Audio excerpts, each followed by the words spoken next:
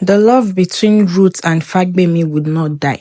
Not even a strict father can stop her from finding her true love. The first time Pastor Isaiah caught Ruth sneaking out, he did not say a word. He simply stood by the doorway of the compound, arms folded, watching as she crept back in. Her wrapper covered in dust, her breath raged from running. His silence was worse than a slap. The next morning at devotion, his prayers were louder than usual. Lord, cast out the spirit of disobedience from this household. Let no daughter of Zion be swayed by the devil's whisper. Ruth knelt down with her head bowed, but her mind was somewhere else. Fagbemi.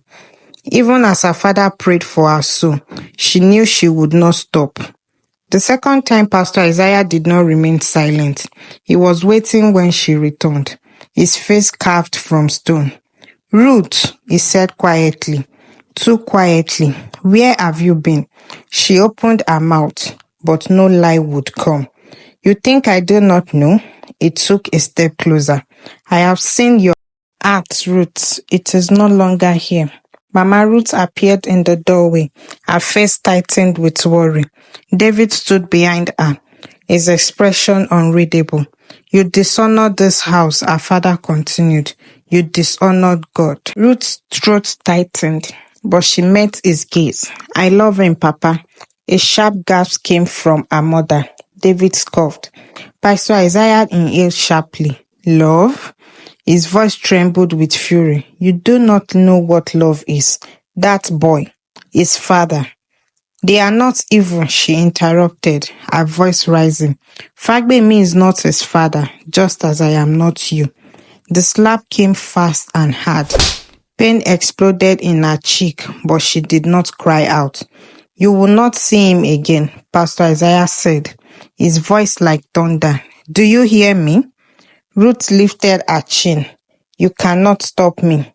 Her father's face darkened. I will lock you in the house if I must, but love is like water. It slips through the cracks, finding a way. One afternoon, as the harmattan wind dusted the village in a golden haze, a figure approached the church. Baba Ogunleye. The sight of the herbalist stepping onto church grounds sent ripples of shock through the congregation. Women whispered behind their aunts. Children stopped playing to stare. Pastor Isaiah stepped outside, his jaw tight. What do you want? Baba Ogunleye, clad in a simple white buba and wrapper, bowed his head slightly. Peace. Pastor Isaiah's eyes narrowed. There can be no peace between light and darkness. The old man sighed. Pastor, I did not come to argue. I came as a father.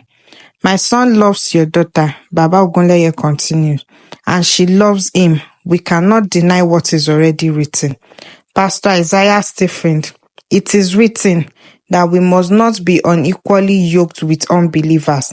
Baba Ogunleye nodded. And is it also written that love should be punished? A flicker of uncertainty crossed the pastor's face, but he recovered quickly. Your ways are not of God. Then let the children decide. The words hung in the air like a challenge. Pastor Isaiah's face clenched. If Ruth chooses him, she will no longer be my daughter.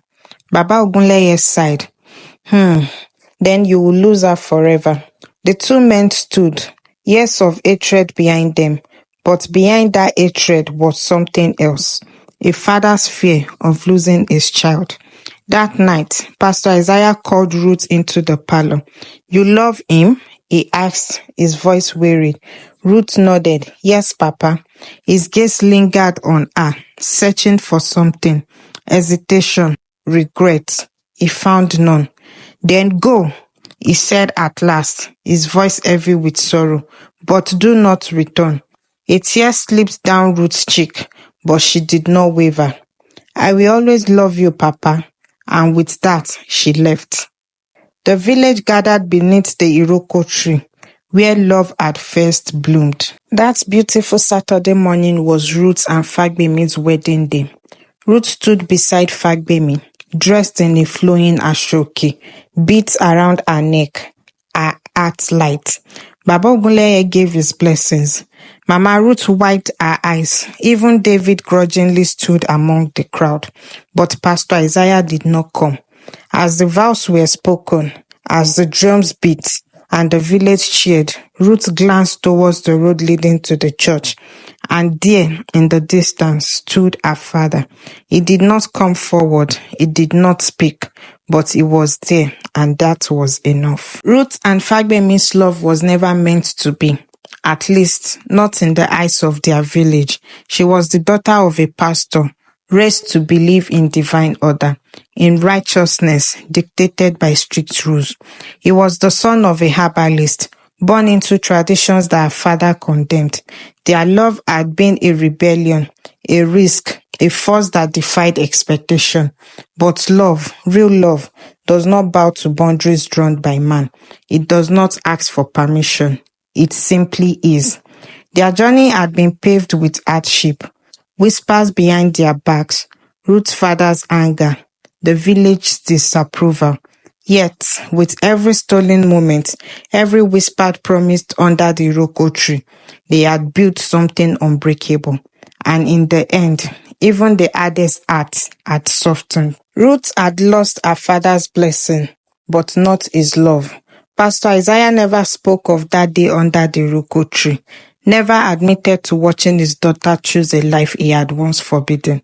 But in quiet moments, when no one else was listening, he would ask about her, about Fagbemi, about the life they were building together.